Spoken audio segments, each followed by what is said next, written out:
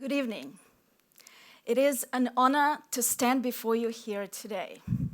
I want to introduce you to someone, my grandmother, Lisa Elizabeth, who turned 100 years old on February 12, 2025.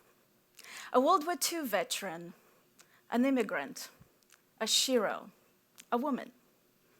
We look a lot alike, but more than our resemblance, we share a thread in a generational story. A story that is set time, worlds, and countries apart. A story of perseverance, of resilience, and ultimately survival. Her gift to me has been her approach to life, with humor, grit, attitude, and strength. And also her ancestral knowledge of what it's like to live, thrive, triumph across borders. In the words of Omi K. Baba, survival is a more powerful impetus than death. I dedicate this talk to her. I am a first-generation immigrant, a daughter of immigrants, an artist, an educator, a founding director of the Immigrant Artist Biennial, a teacher, and a woman. My story is a story of navigating new terrain, of forging new identities. My story is navigating challenges. My story is of art making. Migration challenges you it forces you to leave behind sometimes what shaped you in the beginning. The language that shaped your first thoughts, cultural codes that shaped your identity, and you have to start again. Migration strips you naked of your outer layer, and you learn to rebuild new skin cells in yet a new place. Art is my country. It's an infinite homeland where new rules, new laws are established. I had to create this space to feel safe in, to feel safe in, a space which now acts as a zone of protection for me. Art is now my country, a home. From a young age, I learned how to utilize humor and imagination. Tools of survival for immigrant artists especially, for women as well, who are often misunderstood otherwise, who are often excluded from places. Humor has become part of my language. I'm able to adapt through it to new environments and new challenges that arise as an immigrant artist and as a woman in the world. Let me tell you a little bit about my migration journey that brings me here today to this very moment. I was born in Ukraine, and I migrated to Australia when I was 15 years old with my family. A time, a chapter of new discovery, but also of painful loss. Also, a chapter of extraordinary possibility and reinvention. I learned through these challenges of adaptation and belonging that especially for women, this can be a particularly painful process. The intersection of these struggles, when we are asked to make difficult choices, we are often at crossroads. We are often asked to speak a new language of oppression. When we are placed under strict gendered limitations, these struggles can often render immigrant artists and immigrant women invisible. They labor undervalued, under-recognized, contributions erased. I learned to create and carve my own unique identity and to find my place within all of this. A place that immigration placed me in, a place of the in-between. I exist between past and present, between cultures, simultaneously in two realities. Often, this place is very difficult to define. And I faced a lot of struggles here, but I realized that belonging is not a given. I have to fight for it. I have to carve my own space within the artland that I have created as well. So my journey took me around the world, and especially I think back to one particular moment when as a young woman I was traveling to Vienna to visit a family member. One night we went out for dinner to her colleague's house where everybody seemed to be Austrian except for us. We were introduced and I was quickly shoved into the kitchen and given a knife to cut bread for the dining room and left alone there. My Eastern Europeanness and gender defining my place. My female family member quickly realized what happened and ushered me back to the dining room, where she pronounced to the room that I was actually fluent in English. I had several Western degrees, and I was at the time living in Australia and was where I was visiting from, which immediately repositioned me back and established my back at the dining table in the dining room with the others. This experience has specifically, and the feeling of it has specifically stayed with me to this day. I realized that I would have to fight so much harder to belong. I wanted to take my rightful place at the table one day, but I knew I would have to do so much more. So I decided to pursue, I vowed to myself to pursue my passion relentlessly. I decided that I needed more of those Western degrees, and I wanted a bigger world. I wanted to be in a place where I could be at the center of the art world, where I could push the limits of my practice into unimaginable terrain, where I could basically take everything I learned and observed so far, all my in-betweenness, all the states of existing, all the adaptation, all the belonging, as a baggage with me into a third space, a third country, yet another home. So I came to the United States to take up my candidacy in the prestigious MFA program and to take up my place in the art world, to establish it, to construct it once again.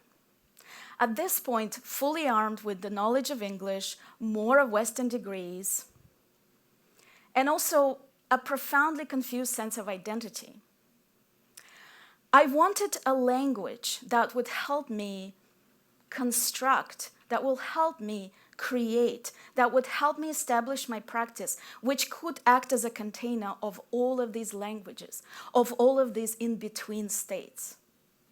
So I created this interdisciplinary mode of making, where many borders and barriers between genres and mediums could dissolve into each other, could converse with each other, where an open dialogue could take place, where all of these confused identities could converse with each other in the current timeline, where I could reinvent myself, where I could live and practice and work.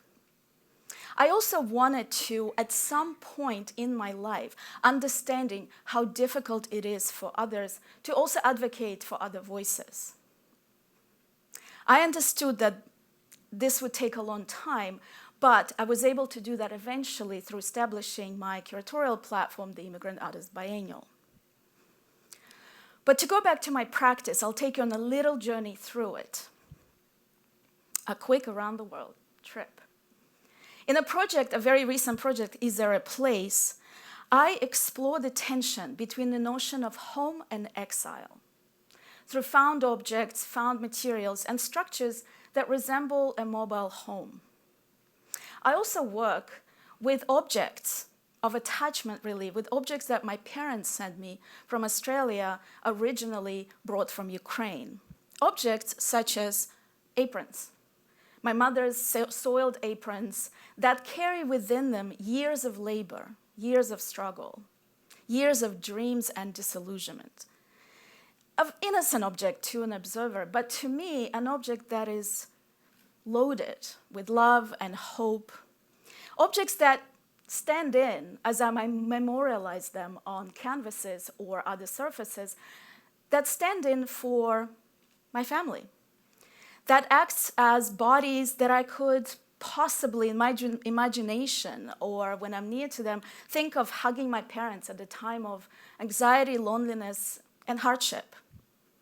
Feeling which a lot of immigrants carry and we might not talk about or bring up as we try to stay strong adults and human beings and women. In projects such as Fantasyland, I explore what it means to dream of a land, to dream of a fantasy land that sometimes United States seemed like. I utilize playful materials such as beach balls, parachutes, mattresses, toys, fabrics, plaster, many things. In my practice at this point, I am seamlessly migrating from many different mediums to medium. I migrate from painting to sculpture to video to performance to installation to fiber to drawing to digital work to teaching and organizing and curating eventually. In a project such as System Failure, I fully descend into a consumerist fever dream. A dream that I dreamt as a young girl from Ukraine. I was dreaming of technicolor objects, of large-scale teddy bears enveloping me behind my eyelids, staying as an afterimage, that I conjured up in the United States in a solo exhibition as an adult. In projects like Point A, I question the notion of origin, which as immigrants we get asked all the time, where do you come from? To me, it's a complicated question, not only because my country is currently at war, but because I am also an Australian citizen and I also live here. I have a hovering sense of identity that changes constantly and is a bit of a jellyfish at this point. In this project specifically, I flew back to Australia to be with my parents at the start of Ukrainian war, full-scale invasion in 2022. Here, I asked them to play ball in a foggy field in Australia. I excavate my own childhood memories of places and moments, of games I played as a young girl in Ukraine. And here, I wanted to create a space of healing that hovers slightly above ground for my parents who were experiencing a kind of secondhand trauma at the time. So after practicing for a while dealing with immigration, I also wanted to explore the idea of womanhood, what it means for an immigrant woman and an artist to exist in between all these spaces and constantly falling through the cracks between cultures. So in this series, Bad Woman, an ongoing alter ego persona, deconstruct patriarchal control of our behavior, our conditioning, especially as it pertains to body image, reproduction, and labor. And here in this iteration specifically, I'm exploring ideas of domesticity as well. I'm wearing my grandmother's coat, my mother's 90, and I'm situated in my parents' backyard in Melbourne, Australia, where I am fussing before the camera and thinking about the construct of gender and identity. In my most recent work, my American Dream, I'm interested in exploring what it means to become an American. What is the construct of this dream? What is this idea that the whole world knows about but barely understands? So here I'm employing symbolic gestures in a live performance, toys, costuming, found objects, clothing. I'm interested in the bureaucratic ideas of assimilation, but also ideas of cultural codes, of national identity. How does that belong in the American dream? So I'm always the clown. I'm always in between. I feel always uninvited or displaced. And through my work, through my country, through my art, the country of art that I've created, I'm consistently questioning this space. And there are many others like me. So after practicing for years as a studio artist, I began to sense a need, a void of exclusion, really. I've experienced it myself and decided that after all of this practicing, after all of this analysis, I am finally able to break out of the studio and to go to the bigger world and to establish a platform for the others. All because simply, not just because of discrimination, exclusion that I have experienced and the others I have met along my journey, but also because I wanted a community. A community that the Immigrant Biennial builds. The Immigrant Artist Biennial is a project that is set up to support marginalized immigrant artists in the United States of all walks of life, from all cultures, nationalities, and ethnicities. It's also a project that is constructed specifically to support all categories of marginalization. One of them is gender. It is woman-run, and we do support majority of women and non-binary artists. Through the journey of and the work of the Immigrant Artist Biennial, I have truly learned what it is to be a global artist citizen. I traveled the world through the work of other artists. I am constantly learning and relearning, and I'm fascinated by the rich and diverse experience of our shared human experience. But what I have learned is the work of belonging never ends. I have learned that it's an ongoing job. And so I urge you to support immigrant artists, to support immigrant women, to support immigrant women artists. How can we use our positions in the arts, in culture, in education, to erase the dominant narratives that positions still, and especially today, positions us as others, and does that to also women? How do we do that? What can we do? As what I've learned and where we still are, fear of the unknown separates us. This fear, I believe, can be erased by art. Art is a language that can transcend all these constructs and borders that are placed on us as human beings. I don't belong anywhere anymore. Am I a misfit or simply a human being? Hence, I belong in art. So I ask you to support, to invest in our voices, to think deep when you program events, exhibitions, when you teach. Talk about our work, expose our work, invest in our work once again. Fear, how do we drop it? How do we get rid of it? In the words of Bell Hooks, when we drop fear, we draw near to people. We draw near to the earth. And we draw near to all the heavenly creatures that exist around us. Thank you for this platform and for hearing my voice. Thank you.